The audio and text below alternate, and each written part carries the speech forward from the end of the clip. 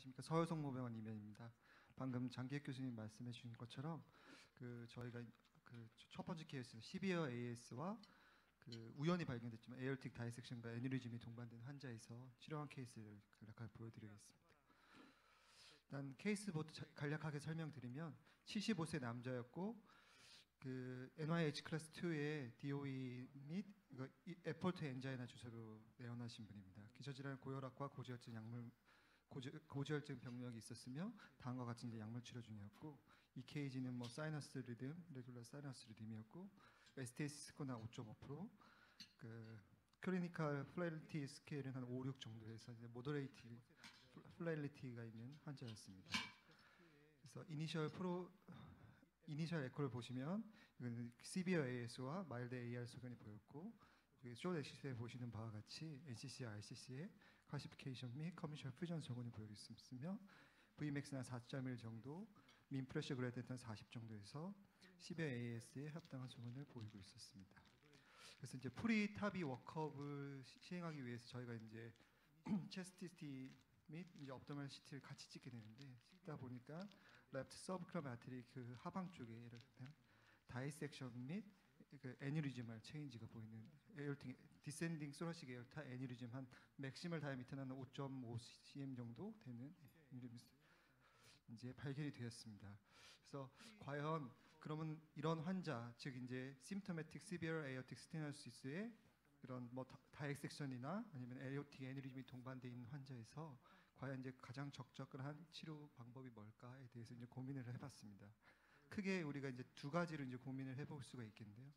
첫 번째로 이제 어떤 프로시저를 할 건지, 시비어 AS에 대해서 타비가 과연 좋은지 적당할지, 아니면 서지컬 오퍼레이션이 적당할지, 그리고 에어틱 다이섹션 및 애니리즘에 대해서 오픈 하트 리페어가 에어틱 리페어가 좋을지, 아니면 엔도바스칼 리페어 테바가 좋을지.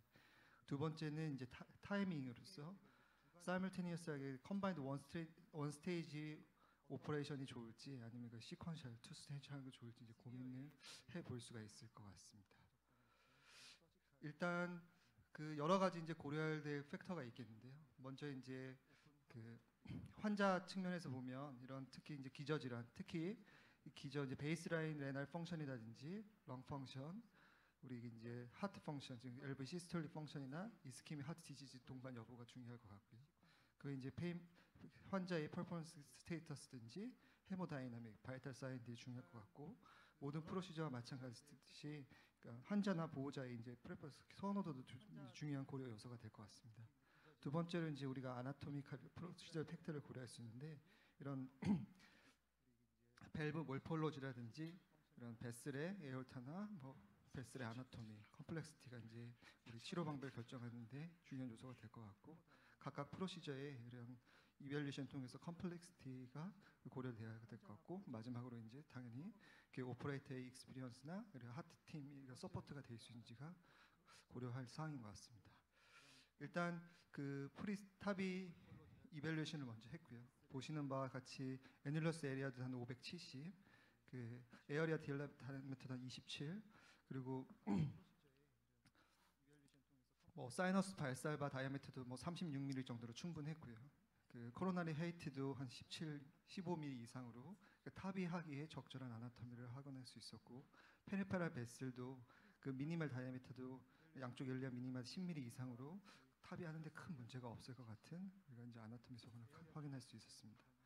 우리가 이제 에어틱 타입 다이섹션 및 에어틱 애니리즘을 좀 더 평가하기 위해서 소라티 에어타 3D CT를 찍었고, 그림에서 아실 수 있으니 어큐트 타입 B 다이섹션 디스탈 에어틱 아치 디스탈 포션 랩트 서브클라비안 바로 하방부터 시작된 타입 B 다이섹션을 확인할 수 있었고, 그 위치에 이제 애니리mal 체인지, 맥시멀 다이아메터 한 5.6cm 정도 애니리mal 체인지를 동반된 소견이 보여서 이것도 지금 꼭 같이 치료해야 될 병변임을 우리가 확인할 수 있었습니다. 그래서 이제 애니지멀 리페어를 위해서 이제 MRI 브레인을 찍었고, MRI 브레인 상에서는 베슬은 다 인텍트했고, 라이트 도미넌트 버테브라 아테리 소견도 역시 확인해 봤습니다.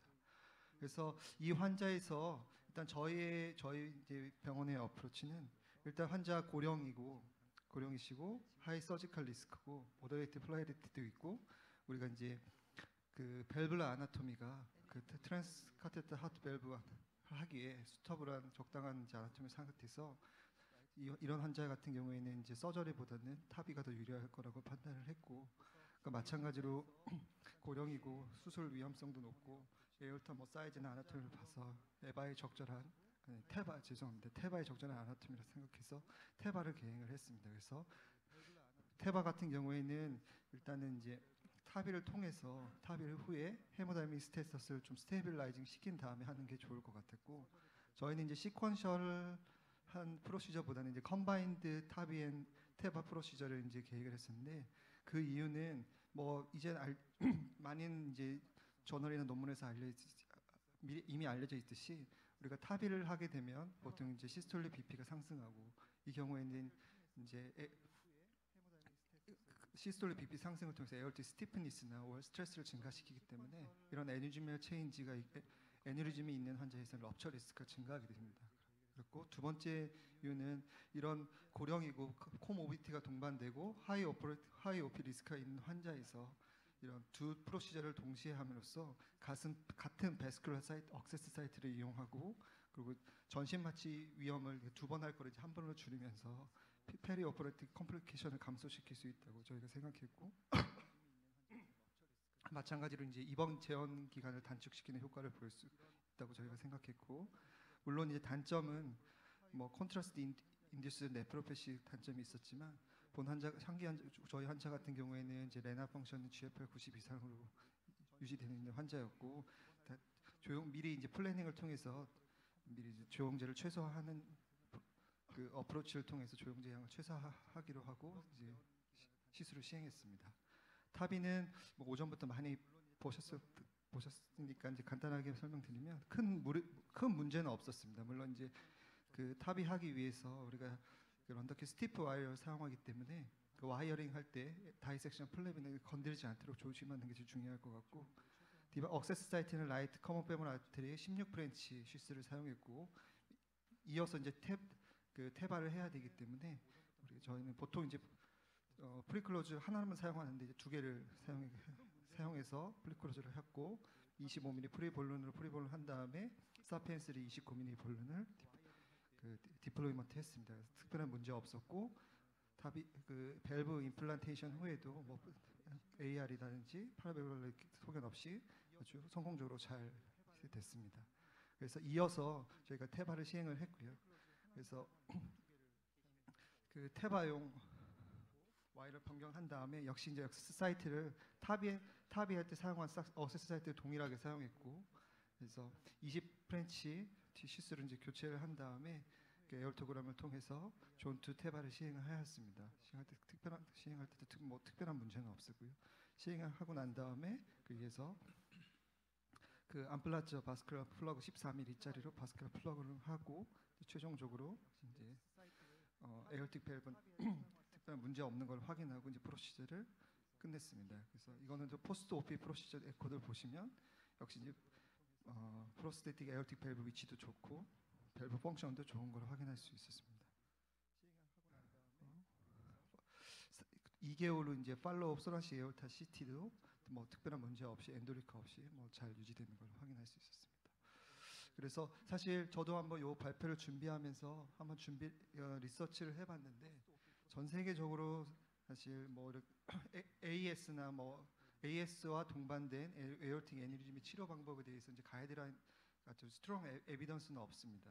그러나 이제 본 케이스에서 저희가 보여드렸듯이 AS 환자에서 이렇게 AS와 애니리즘이 체인지가 동반된 환자에서 우리가 이제 플래닝만 적절히 한다면 타비와 엔도베스큘라 애니리즘 유폐를 동시에 하는 것도 아주 안전한 스트레지의 하나로 이제 생각이 되고 이렇게 함으로써 페리 오퍼레이트 리스크를 좀 시퀀셜 프로시저보다 감소시킬 수 있는 하나의 방법이 될 것 같습니다.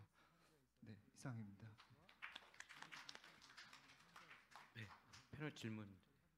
저게 사실은 뭐 저도 경험이 없어가지고 근데 궁금한 게 사실은 만약에 저 같은 경우 이제 사실은 뭐 양쪽 다 정답은 없겠지만 탑이하러 들어가면서 사실은 아울텍 다이섹션 애니리즘 있는 거가 다치지 않을까 그렇게 걱정도 되고 그러는데 그 사실은 태바를 먼저 하고 그 다음에 타비를 하는 것 혹은 액세스 사이트를 분리해 가지고 예를 들어서 트랜스 에피컬이나 아니면은 다른 방식으로 액세스 사이트를 분리해 가지고 태바하고 타비를 하는 거는 혹시 그 처음에 플래닝하는 과정에서 그 계획이 있으셨는지 한번 여쭤보고 싶습니다. 어, 일단 제가 그 조사한 바에 의하면 그 현재 ESC 가이드라인에서 나와 있기에는 에이심토매틱 시비어 AS에서는 그런 애뉴리즘 리페어 하는 게 이런 그 애뉴리즘 리페어가 로우 투 인터미디에이트 리스크로 되어 있습니다. 그래서 그거는 이제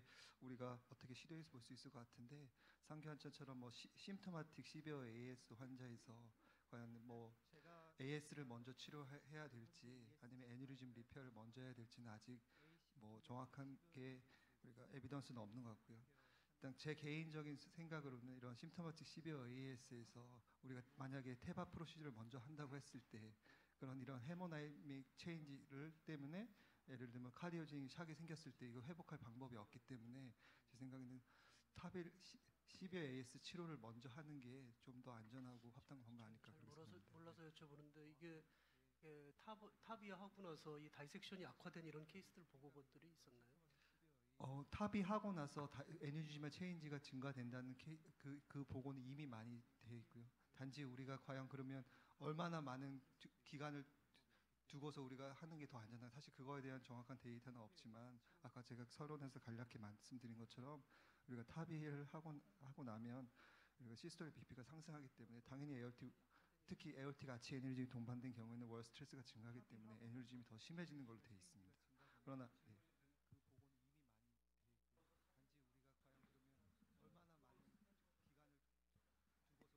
네, 예, 맞습니다. 예.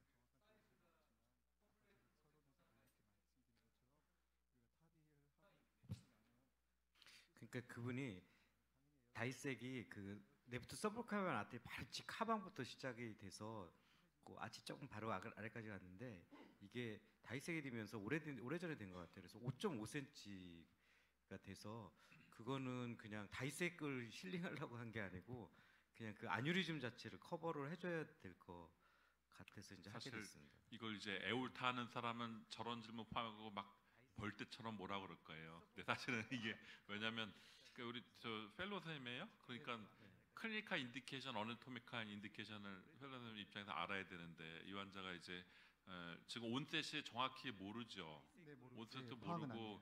예, 이게 우연히 발견. 어큐트 데피니션 내리도 그렇고 이게 크로닉 타입 B 에올티 다이섹션일 가능성이 많고 그게 엔트리 포인트, 엑스 포인트가 좀 불분명하게 이제 발표되지 잘 모르겠고 엔트리 장교 선생님 말씀하면 뭐 서브클란치 가방에서 최소 15mm 이상 랜딩할 자기 스페이스 없는 곳에서 엔트리 T가 보여지고 그래서 존2 태바를 감행한 건데 물론 뭐 인트라크레니아 서큘레이션 다 인텍트한지 확인하고 하셨겠죠. 그러지 않으면 네, 서브클란 맞습니다. 바로 막히면 안 되니까. 근데 진짜로 그 클리니컬 인디케이션 진짜로 언컨트롤드 하이퍼텐션 그죠? 심토마틱 다이섹션 계속 인터랙티블 체스트 페인, 백 페인, 온고잉 페인 그리고 얼리 팔로업 했는데 사이즈가 확 증가하거나 그 뭐 이런 가장 중요한 거는 오감 말법 퓨전 이런 게 없으면 사실은 이거를 뭐 탑이 하고 나서 메디컬 테라피 하면서 충분히 어전하게 안 해도 되는 사실은 클리니컬 인디케이션은 안 되는 상황이고 삭감의 우려가 높은 프로세스 5.5 이상이 보험은 되지만 그것도 재기 나름이고 아마 보험 적용을 해서 더 크게 됐을 가능성도 있고 이러거든요. 그래서 그런 크게는 안 재고 딱 5.5 5.6, 5.6, 예. 5.5 이상이니까 그래서 그런 아규먼트가 있을 수 있는 거다 이런 생각은 한번 해봐야 되는데 진짜로 이게 인디케이션 되는 다이섹션이다 그러면 제가 생각할 때는 그거는 이제 아규먼트가 없는 다이섹션이 예쁜 증례다 이럴 경우에는 저는 싱글 스테이지 이게 뭐 엑스퍼트가 하면 탑이 금방 하고 다이 조금 쓰고 바로 왜냐면 이 스티프가 다 들어가 있고 뭐 하고 그냥 테바처럼 쉬운 게 없어요. 그냥 넣고 맞추고 빼면 되거든요. 진짜로 쉽기 때문에 그냥 미리 준비만 하면은 다이 별로 안 쓰고도 금방 끝낼 수 있어서 바스큐라 올드 에이지 뭐 바스큐라 액세스가 심하게 또 하지 않고 한 방에 끝내는 게 제일 레스 인베이시브한 것 같긴 해요. 근데 이 증내 파티큘라 케이스는 이거 꼭 해야 되냐 하는 그 아규먼트는 있을 수밖에 없는 케이스 같아요. 선생님 선생님 그 저도 이제 한 두 케이스 하는데 할 때마다 프리발론을 겁나서 했었거든요. 그러니까 이게 그래서 이제 근데 프리발론 안 하시고 하시길래 아니 이제 이분은 프리발론 살짝 했어요. 했어요. 예, 했습니다. 이게 워낙 카심이 많아서 안 하면은 이게 밸브가 안 들어갈 것 같아가지고. 들어갈 것 같아도 사실은 이제 네. 에어텍 어느리즘에 무슨 일이 벌어질지 몰라서 음. 이제 조금 프리발론 하고 예. 탑비 하고 저는 이제 간이 작아서 같은 날 못 하고 이제 일주일 있다가 이렇게 에바나 테바를 했었는데. 아 그래요? 아니 제가 사실은 테바나 에바 배운 지가 얼마 안 되고 2년 전인가 그 제가 고대구로 탑이 가르쳐주러 갔다가 나승세한테 테바랑 에바를 배워서 했는데 의외로 장쌤은 탑이를 해보니까 쉽죠. 이게 엄청 쉬운 거예요. 테바랑 에바가 뭐 그 장난하는 것 같은 그런 느낌이었어요. 근데 에어텍 어느리즘이 있으면 문제는 뭐냐면 벌론을 해도 벌론이 안 넘어가고 다 위에서 콕을 먹어버릴 경우가 생기지 않습니까? 이렇게 그러니까 에어텍 어느리즘이 많이 있으면 배 쪽에서도 이렇게 완전히 돌아가 버리고 서라스도 돌아가고 그래서 결국은 그랬던 케이스들은 대부분 다 그냥 스몰 발론부터 조금씩 벌린 다음에 탑이 하고 그다음에 이제 에바나 테바는 이제 그 한참 후에 하고 뭐 이런 근데 힘으로 이렇게 밀면 밑에서 전부 다 토크를 먹어버리고 이쪽에서 잘 못 먹는 경우가 좀 많이 있어서요. 사실 타입 B 로케이션 애뉴리즘과 다이섹션은 비교적 스트레이트 코스고 그래서 아마 사파리건 룬드키스트 간에 그걸로 딜리버리 자체에서 월 텐션을 많이 줘갖고 애뉴리즘에 인저를 주거나 이럴 가능성은 별로 없어 보이긴 하는데 그 뭐 케이스 바이 케이스라고 생각이 돼요. 근데 압도민 같으면 이렇게 밀면 거기서 자체에서 다 토크를 먹어버리고 또 그 사실은 또 하이 인테크 아치여서 이렇게 위에서 다 먹어버리는 경우가 좀 많이 있어가지고 결국은 어쩔 수 없이 그 런더캐스트 꼽으려가지고 할 수밖에 없었던. 그러니까 사파리 와이어는 안 되고 런더캐스트 꼽으려가지고. 탑의 자체를요. 네. 네, 그 고려될 수도 있죠. 오늘 저 장기 교수님 케이스 보면서 이제 그 필름 보면서 느끼는 게 그 발론 필 때나 아까 보면은 이제 노스콘이 좀 에이펙스로 이렇게 밀려가면서 사파리가 이렇게 펴지고 지금 케이스도 보면 이렇게 확 돌아가거든요. 그 와이어가. 예, 좀 상당히 좀 위험해 보이는데 그게 저도 오늘 보고 처음 느꼈어요. 약간 슬라이드 보고서 그게 오퍼레이터 팩터인가요? 아니면은 그 기부 자체가 갖는 그런 특성 때문에? 근데 그건 환자의 그런 것 같고요. 아까 그 슬라이드 그 보면은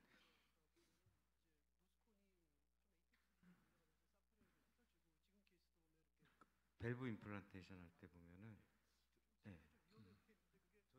마지막에 이 그 와이어 이게 돼지꼬리 거기가 이렇게 아래로 쳐지더라고요.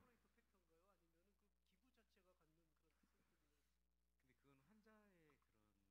아까 그 보면 마지막에 지금 저절로 쳐진 건가요 밑에? 근데 제 생각에는 이게 밸브가 이렇게 펴지면서 이게 위쪽 그 엑시스가 좀 바뀌면서 이 아래쪽으로 힘이 아래쪽으로 가면서 이렇게 되지 않았을까 이렇게. 그러니까 밸브가 이렇게 돼 있었는데 이게 살짝 이렇게 되면서 이렇게 그 아펙스 아래 공간으로 내려가는 듯한 그런 느낌인데 보통은 잘 안 일어나는 현상인데 노스콘이 조금 이렇게 들어가면서 이렇게 로테이션에서 들어가는 것 같은 느낌인데요.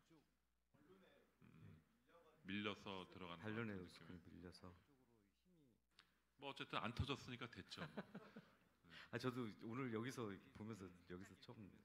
근데 이게 계속 반복되는 현상인지 보시면 그렇지는 않은데 그렇지는 않을 것 같은데요.